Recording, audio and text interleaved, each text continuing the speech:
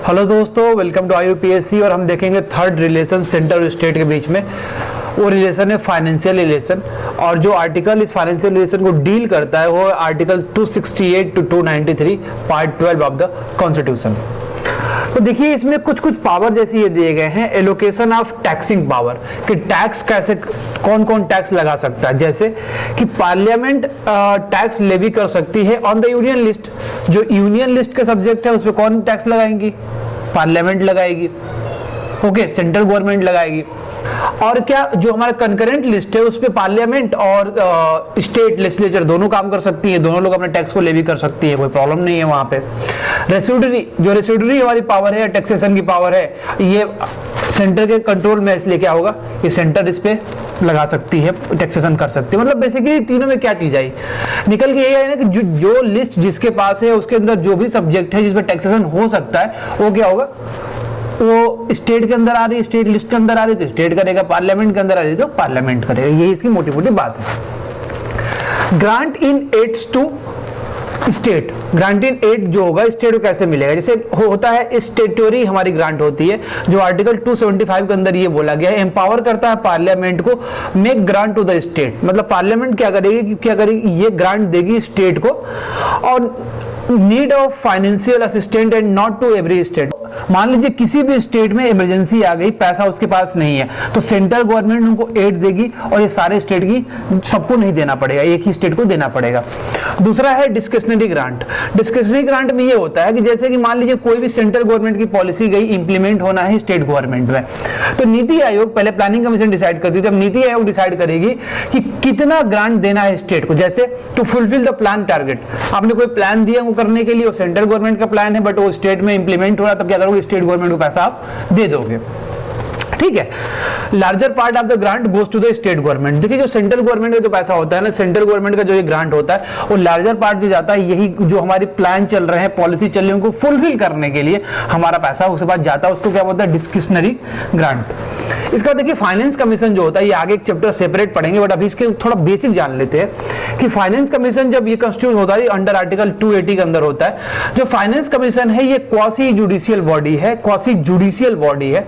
Okay, constituted by the president at every 5th year और even earlier. ये कौन इसको कंस्टिट्यूट करेगा, कौन बनाएगा? प्रेसिडेंट बनाएंगे हर 5वें साल पे, या उसके पहले भी ये बना सकते हैं। कौन? प्रेसिडेंट बना सकते हैं। ये क्या करती है? फाइनेंस कमीशन बहुत अच्छी है, और फाइनेंस कमीशन हमारे यहाँ दो लेवल पे है, एक सेंट्रल लेवल पे फाइनेंस कमीशन है और एक स्टेट लेवल पे फाइनेंस कमीशन है। सेंट्रल लेवल पे जो हमारी फाइनेंस कमीशन है, ये सेंटर और स्टेट के बीच जो ग्रांट, कितना टैक्स आया है, पूरा टैक्स आया, कितना डिस्ट्रीब्यूट होना है सेंटर और स्टेट के बीच में, ये फाइनेंस कमीशन बताएगी। और जो स्टेट फाइनेंस कमीशन ये बताएगी कि जो स्टेट गवर्नमेंट है और पंचायती राज सिस्टम है या म्युनिसिपैलिटी से, इनके बीच कितना पैसा जाना है, ये डिसाइड करेगी हमारा स्टेट फाइनेंस कमीशन। मतलब हमारे यहाँ पार्लियामेंट्री सिस्टम है, सेंटर, स्टेट, और हमारा क्या पंचायती राज सिस्टम है। हमारा यहाँ डिवीजन ऑफ पावर है, आप देख सकते हैं यहाँ पर डिवीजन ऑफ पावर है। सेंटर किस पे काम करेगा? सेंट्रल यूनियन लिस्ट पे काम करेगा। स्टेट किस पे काम करेगा? स्टेट लिस्ट पे काम करेगा। पंचायती राज सिस्टम किस पे काम करेगा? इसके लिए लिस्ट नहीं है, इसके लिए जो स्टेट लिस्ट के सब्जेक्ट है ना, उसी सब्जेक्ट को ट्रांसफर किया गया है, और अप्रॉक्स 29 सब्जेक्ट जो है वो स्टेट लिस्ट से हमने ट्रांसफर किया है, कहाँ पे? पंचायती राज सिस्टम में। तो ये जो सेंटर और स्टेट में जो पैसा जाना है, वो पैसा जाएगा कौन करेगा? Finance commission of India. जो फाइनेंस कमीशन यहाँ पे भी हुई और एक स्टेट लेवल पे होगी फाइनेंस कमीशन। ये फाइनेंस कमीशन क्या करेगी कि ये स्टेट और पार्लियामेंट्री पंचायती राज सिस्टम के बीच जो पैसा जाना है, या म्युनिसिपैलिटी के पास पैसा जाना है, स्टेट से कितना पैसा यहाँ पे जाएगा, ये डिवोल्यूशन होगा हमारा। कौन करेगा? ये स्टेट फाइनेंस कमीशन। ओके, तो the distribution of net proceed of the taxes to share between the state and centre, कौन करेगा? ये फाइनेंस कमीशन करेगी। स्टेट फाइनेंस कमीशन देख सकते हैं यहाँ पे, स्टेट गवर्नमेंट और पंचायती राज सिस्टम के बीच में ये करेगी। और जो पैसा जाएगा ना फाइनेंस कमीशन में, जो पैसा जाएगा वो कंसोलिडेटेड फंड ऑफ इंडिया से जाएगा, सेंटर से स्टेट में जाएगा, और जो कंसोलिडेटेड फंड ऑफ स्टेट है उससे पैसा किसको जाएगा? पंचायती राज सिस्टम को जाएगा, और म्युनिसिपैलिटीज को पैसा जाएगा। इसीलिए तो क्या बोला जाता है, आप देख सकते हैं ना कि ये जो हमारा फाइनेंस कमीशन है, ये balancing wheel of physical federation. क्या होता है ये? Balancing wheel of physical federation. मतलब कि फाइनेंस कमीशन डिसाइड करता है कितना पैसा हमारे स्टेट को जाएगा, कितना पैसा सेंटर के पास रहेगा। उसके बाद ये जो हमारा सेंट्रल लेवल पे फाइनेंस कमीशन इसने डिसाइड कर दिया, पैसा स्टेट के पास गया। अब स्टेट के जो फाइनेंस कमीशन है वो डिसाइड करेगा भाई कितना पैसा हमारा पंचायती राज में जाएगा और कितना स्टेट के पास रहेगा। तो आप देख लीजिए कि व्हील पे ये काम चल रहा है, एक बैलेंसिंग व्हील है जिसपे चल रहा है। पैसा मान लीजिए सेंटर बोलेगा मैं स्टेट को दूंगा ही नहीं, तो प्रॉब्लम क्या होगी, ये व्हील एक तो व्हील चला गया तो एक तो गाड़ी चल नहीं सकती है, इसलिए बोला गया है कि ये balancing wheel of the physical federalism.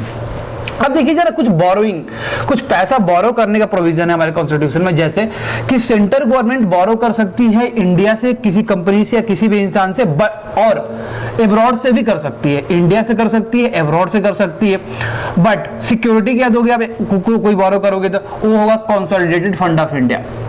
जो कंसोलिडेटेड फंड ऑफ इंडिया, आप इसको एज ए गिरवी या एज ए सिक्योरिटी आप रखोगे, वहां पैसा आप बोरो करोगे, या तो इंडिया से बोरो करोगे या तो फॉरेन से बोरो करोगे, ठीक है।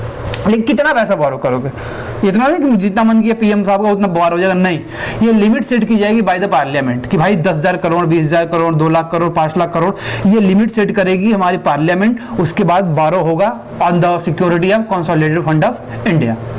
उसी तरह से स्टेट गवर्नमेंट पैसा बोरो कर सकती है विद इन इंडिया, किसी से भी with in India, not from abroad, abroad से नहीं कर सकती। सिक्योरिटी फिर स्टेट गवर्नमेंट की क्या होगी consolidated fund of India, sorry consolidated fund of state जो है ना। देखिए जो कंसोलिडेटेड फंड है वो दो लेवल हमारे डिस्ट्रीब्यूटेड है, एक कंसोलिडेटेड फंड ऑफ इंडिया है और एक कंसोलिडेटेड फंड ऑफ स्टेट है। हर स्टेट का अपना एक कंसोलिडेटेड फंड होगा, हाँ, पूरे इंडिया का, सेंट्रल गवर्नमेंट का, पार्लियामेंट का एक कंसोलिडेटेड फंड ऑफ इंडिया होगा, है ना। उसी तरह आप देख सकते हैं कि सेंट्रल गवर्नमेंट क्या कर सकती है, स्टेट गवर्नमेंट को लोन दे सकती है। देखिए ग्रांट अलग है, ग्रांट तो लायबिलिटी है, सेंट्रल गवर्नमेंट को देना ही देना है, आप लोन दे सकती है। और जब ये लोन देगी तो क्या होगा, अब भाई सेंट्रल गवर्नमेंट को सिक्योरिटी चाहिए तो बोलेगा कंसोलिडेटेड फंड ऑफ जो स्टेट है वो हमारी सिक्योरिटी के तहत इस पर मैं आपको लोन दे रहा हूं। क्लियर। अब देखिए ये state can not raise any loan without consent of centre. तो स्टेट जो हमारी स्टेट गवर्नमेंट है ये कोई पैसा रेज नहीं कर सकती without consent of centre. Centre जब स्टेट गवर्नमेंट को कंसेंट देगा पैसा इतना उधार लो तभी वो जाके उधार लेगा, ठीक है। अब देखिए कि अभी देखिए कि मतलब यहाँ टैक्सेशन की बात चल रही है, तो देखिए फाइनेंशियल रिलेशन चल रहा है। यहाँ पे देखिए इम्यूनिटी फ्रॉम म्यूचुअल टैक्सेशन, कि भाई मान लीजिए सेंट्रल गवर्नमेंट की कोई अपनी प्रॉपर्टी है वो स्टेट में काम कर रही है ना। अब जैसे कि मान लीजिए कोई सर्विस सेंट्रल गवर्नमेंट दे रहा है, अब स्टेट गवर्नमेंट कहेगी भाई इस पे टैक्सेशन दो मुझे, हो सकता है ना। तो ऐसा नहीं होगा, ऐसा नहीं होगा। यहाँ पे क्या है, इम्यूनिटी है फ्रॉम द म्यूचुअल टैक्सेशन, कि अब तो फिर सेंट्रल गवर्नमेंट बोलेगी कि ये मेरे अधिकारी इसको देख रहे हैं तो तुम टैक्स दो। तो यहाँ पे कोऑपरेटिव फेडरलिज्म नहीं है ना, यहाँ पे हमारा क्वासी फेडरलिज्म नहीं काम करेगा, क्योंकि यहाँ पे सेंटर और स्टेट के बीच दो कॉन्सेप्ट है, कोऑपरेशन एंड कोऑर्डिनेशन का कॉन्सेप्ट भी चलती है हमारे सेंटर और स्टेट गवर्नमेंट, है ना।